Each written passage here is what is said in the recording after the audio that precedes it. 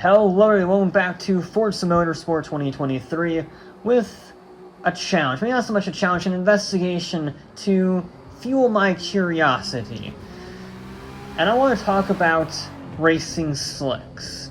Obviously, they are the fastest tire compound you can get. It's the best part of this game, the tire compounds in it. Now, racing slicks, obviously in the dry, they are ludicrously fast, maximum tire contact patch without any treads on them. It just gives you an enormous amount of grip.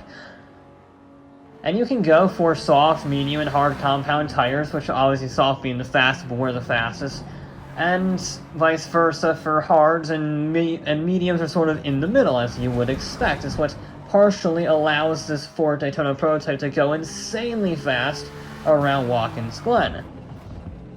But there's also another racing slick tire compound, and that is one that's not technically a racing slick. The wet weather tires. Used for wet weather conditions. I know there's technically an intermediate too, but we don't have intermediates in this game, so wet weather tires are all we got. It gives you significantly less grip in the dry because there's tread and therefore less of a contact patch, but in the wet it actually allows the water to escape away, and therefore you don't hydroplane off the road. And that's very helpful. So, what if, because I'm insane, and I clearly did not learn from Timo Glock or Lando Norris, what if you race slick tires in the rain? What is the fastest race car with the worst tire compound in the worst environment?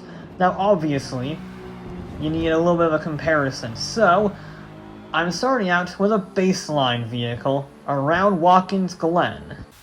And that target vehicle in question in the pouring rain around a standing start from Watkins Glen is a base, unmodified Subaru WRX S209. So, its PI is 547. It's not exactly a touring car, certainly a Le Mans racer.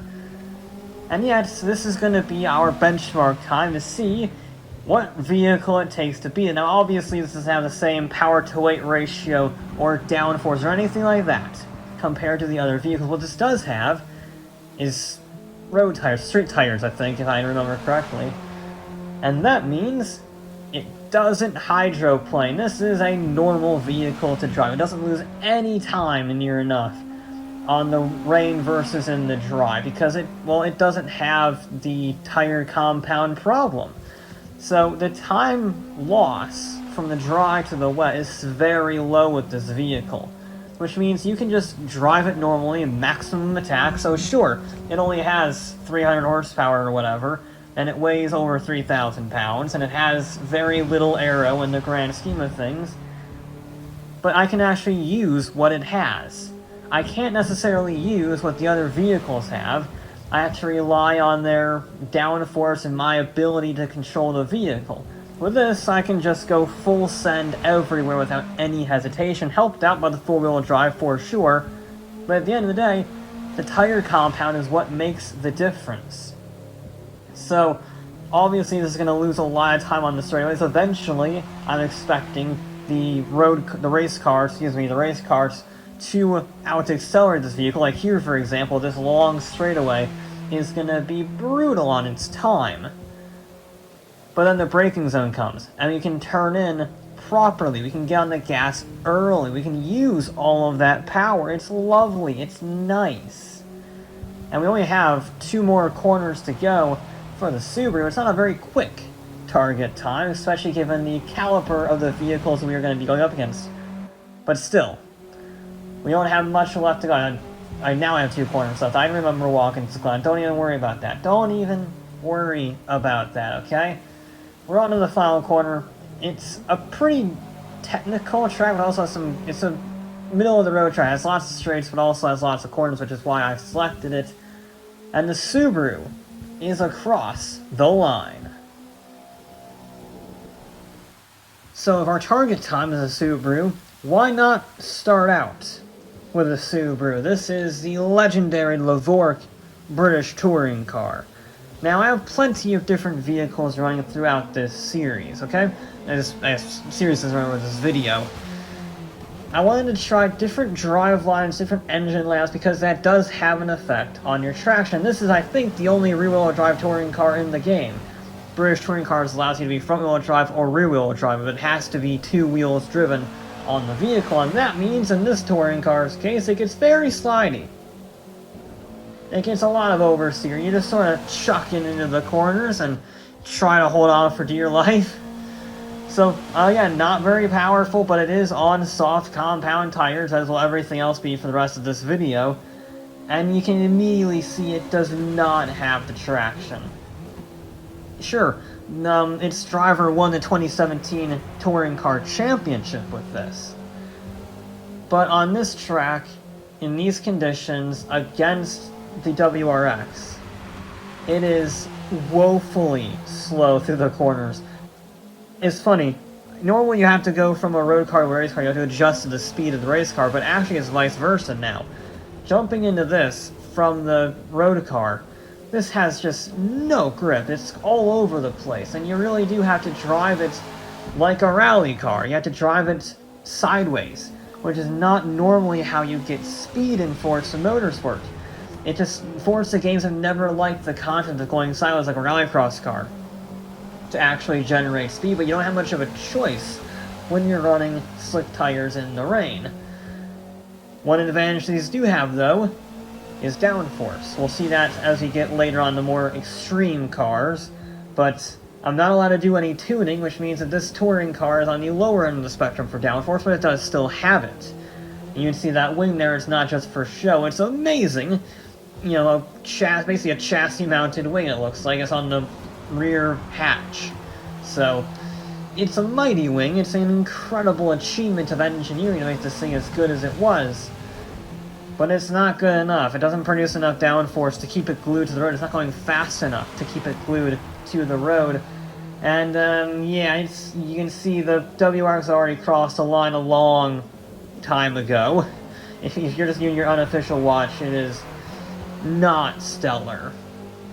But the Lavorg is on the last corner, on the last straightaway. It's going, it's 16 seconds slower, but there you go. So clearly a rear-wheel drive touring car was not a good idea.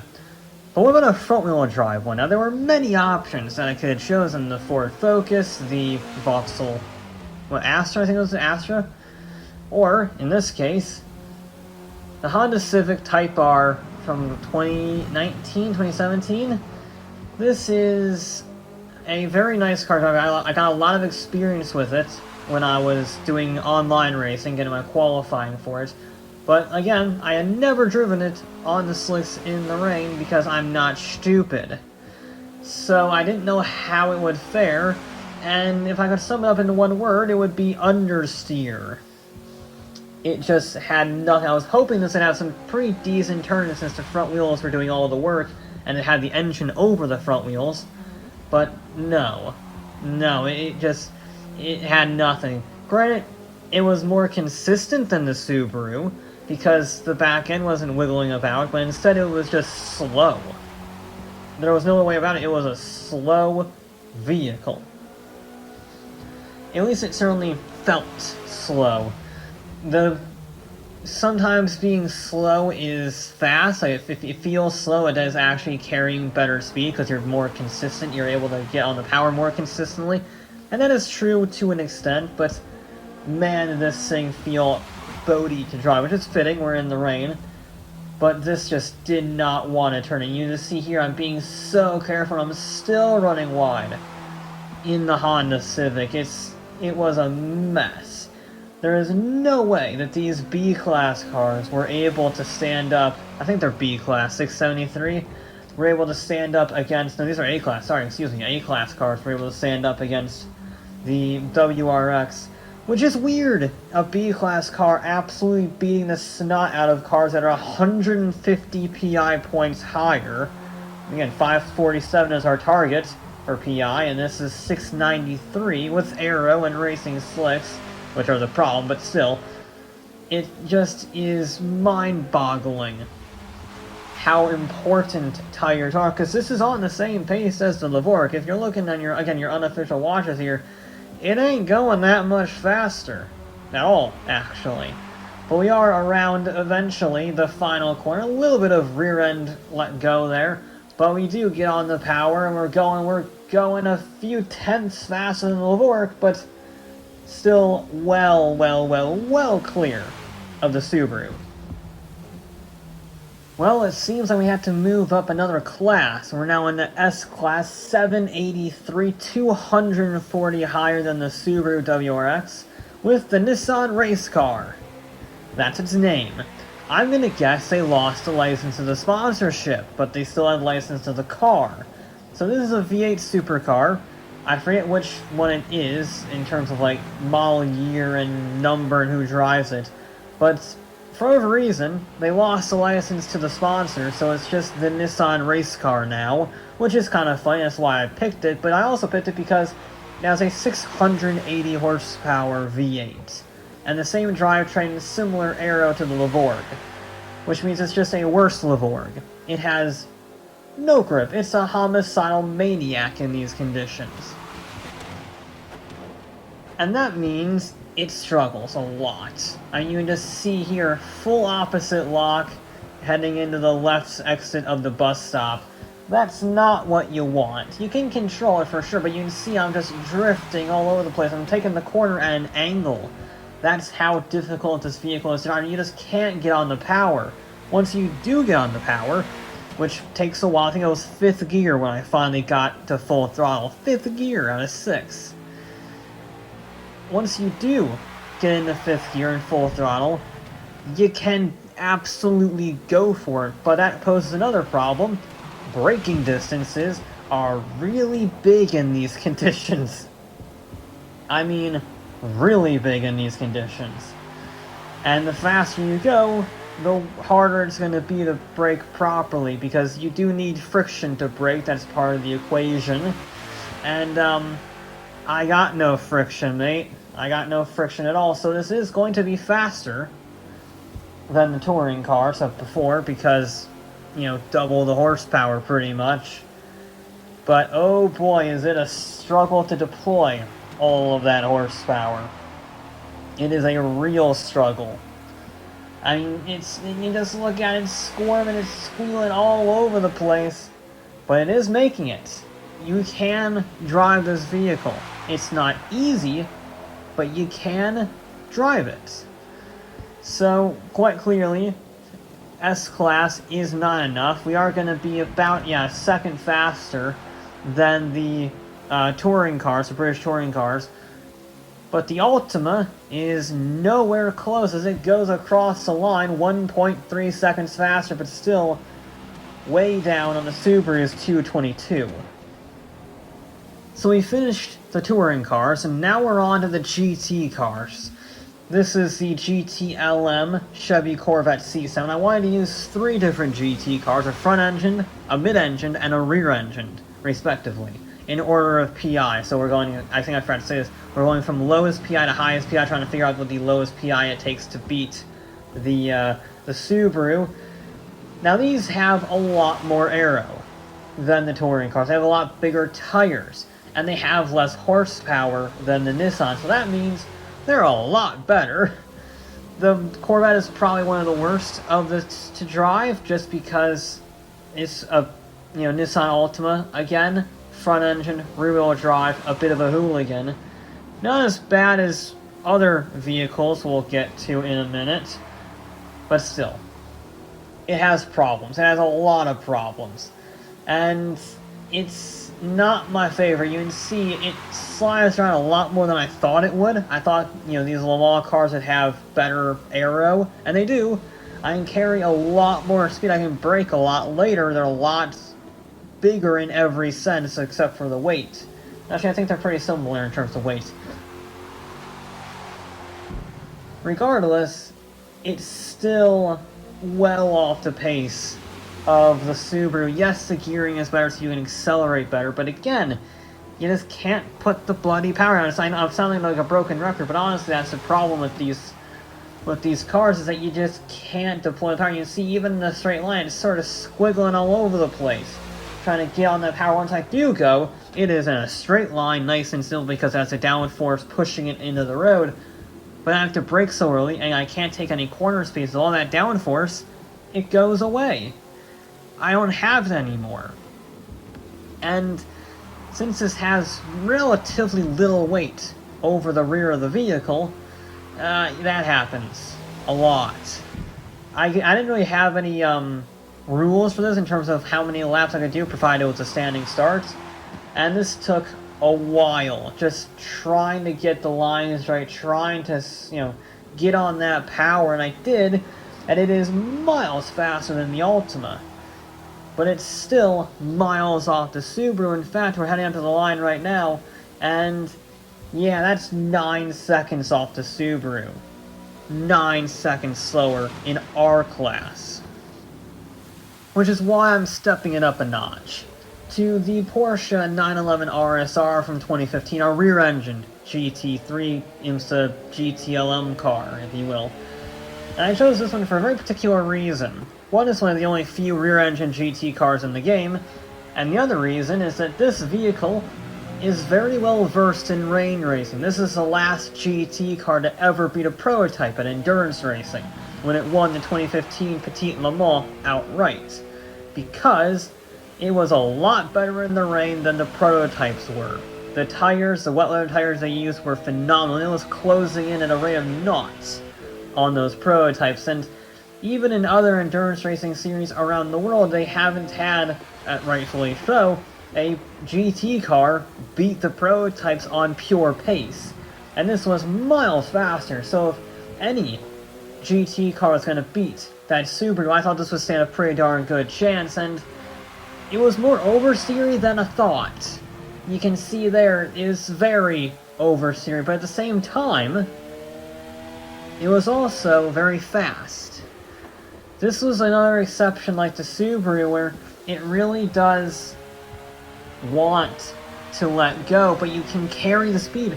And once you get it straight, I mean, look at that, it's instantly on the power. That rear engine layout does provide a lot more traction. It does make the back end want to slide out more because it's got a, it's sort of like a pendulum in that example. But once you get on the straight, look at that, it is absolutely flying. I probably could have managed to throttle a little better on that opening salvo, but once I got it under control, my god, it did go. The grip was superb in this for what we were asking. And yet, it wasn't enough. This thing, even with its pedigree, even with the rear engine layout, even with how much fun I was having, it was not on the pace of the Subaru WRX at all. It was better than the Corvette by a long way, certainly better at putting its power down, and you can see that in the lap time, but it was not going to be a cakewalk, if you will. This was surprising to me. I thought this would stand a decent chance of beating the Subaru, and yet it's still 7 seconds off the pace. And so we have one last GT car up for today, our mid-engine GT car, the Audi R8 GT3. What is it, the LMS version? So this is one that competes at the Nürburgring 24-hour, and I think it won it a few times. It's sketchy, we'll put it that way. It's a very sketchy car, because it's sort of a mix between the 911 and the Corvette. It has more weight over the rear than the Corvette, but a lot less than the 911. And the problem is, the mid-engine layout can sometimes be a bit tricky to drive when you don't have the same composure, and you definitely don't have the composure in the wet. So it was very snappy. I did not feel like I had a lot of control over the Audi, certainly compared to the Porsche and the Corvette. So it doesn't look like it's twitching about as much, but that's because I'm not able to push it as hard. And you can see, just look at the angle from the Audi. That's not the ideal racing line. So a lot of these corners, it won't look as spectacular. probably a bad example of seeing that corner, but on the whole, it's not like it's, miles, twitching this way and that.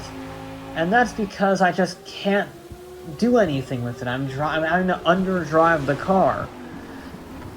Certainly compared to the 911, I was really able to be quite aggressive with the 911. With this, it's just stepping out this way. Now I'm nearly off the road. I had two wheels on the wrong side of the white line. Very lucky to have very generous runoff zone there, because it was going wide and I didn't have a darn thing to say about it. So yeah, the R8 was, I wouldn't necessarily say a surprise. I thought it would be better than it was. I thought it would be more close to the C7R than it was. But man, was it bad to drive. Even then, I'm actually hitting the cone running on the rumble strips, which was terrifying, by the way. It just didn't have the grip in any way. I was hoping the downforce would be able to be enough to offset the midge and layout, but no.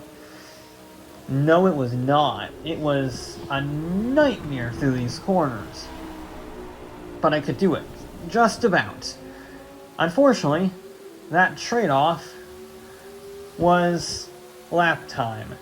Yeah, that's even farther off the Subaru than previous. We have one last GT3-esque vehicle, even though it is very far away from GT3. The same philosophy, the same basic philosophy applies. And it's not what you would expect. The Dodge Challenger, in spirit only, because it's basically a silhouette race of the Dodge Challenger Trans Am. The Trans Am series is still alive, and the cars are insane. The Challenger here makes 900 horsepower in basically a GT3 car chassis and bodywork. Not that you could tell, because Forza broke the Challenger in the last update, which meant it sounds like an electric car.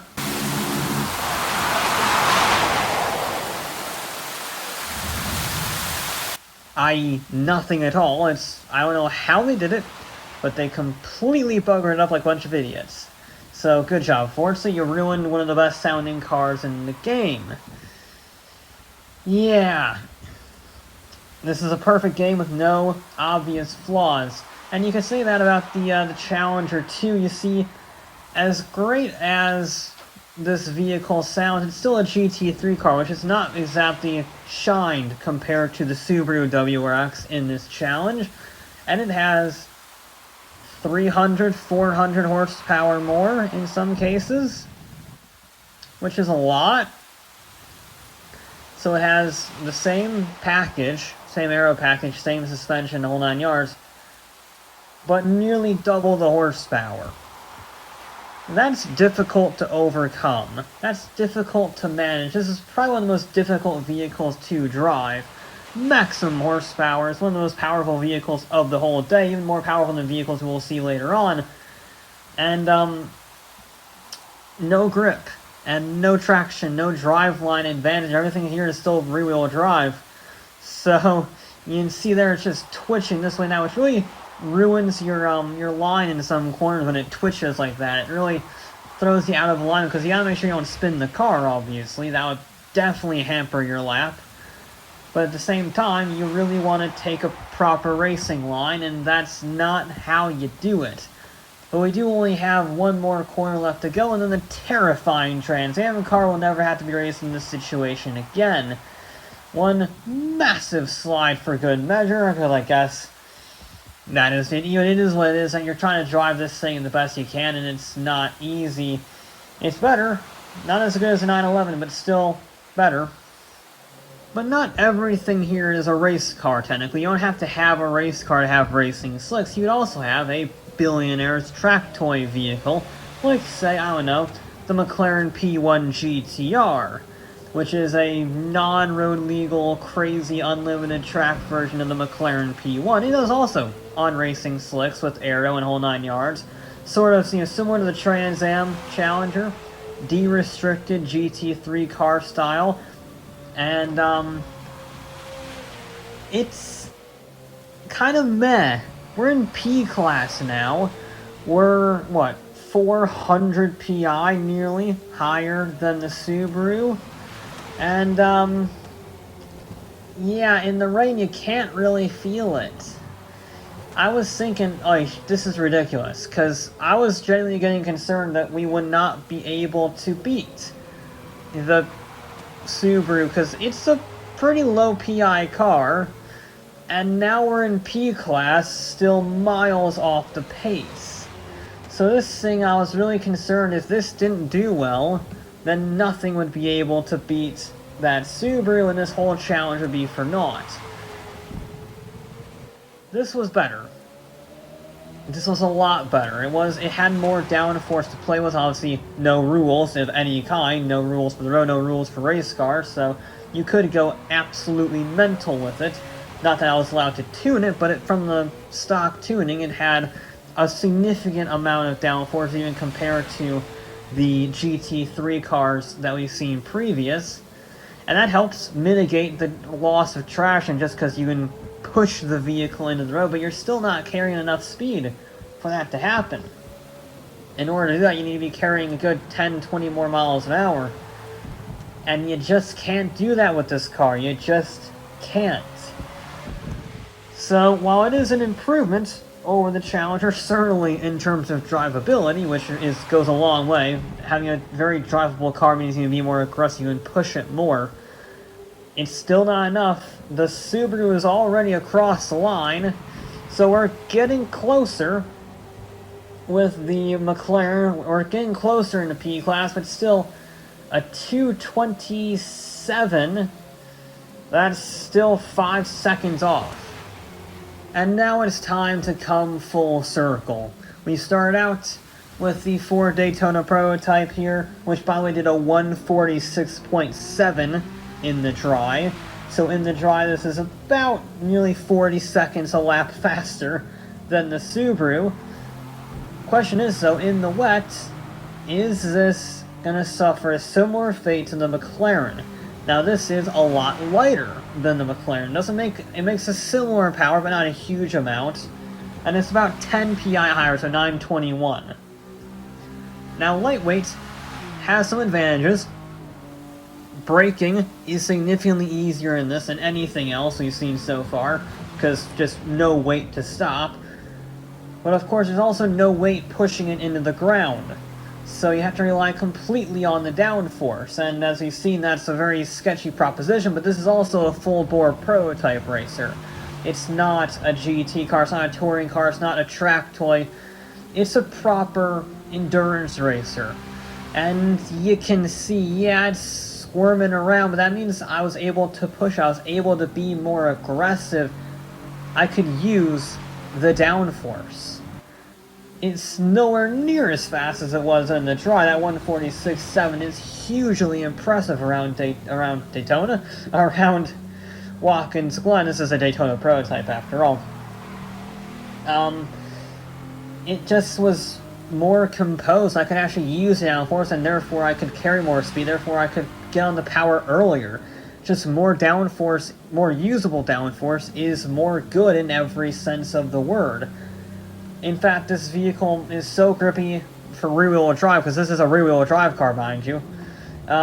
It might actually be too grippy for the real world, because I don't think racing slicks would be this fast in the rain with this caliber of vehicle. I think that's a bit generous on Forza's behalf, but it is going around these corners. It's pretty much on par with the Subaru. It's very close in terms of time. It's the closest we've been in a very long time, and it's going to have the legs on this start-finish straightaway.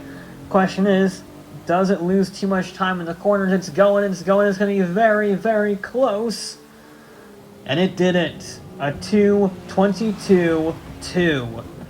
So, very difficult. A lot more difficult than I thought it would be to beat a stock, street-legal, B-class car.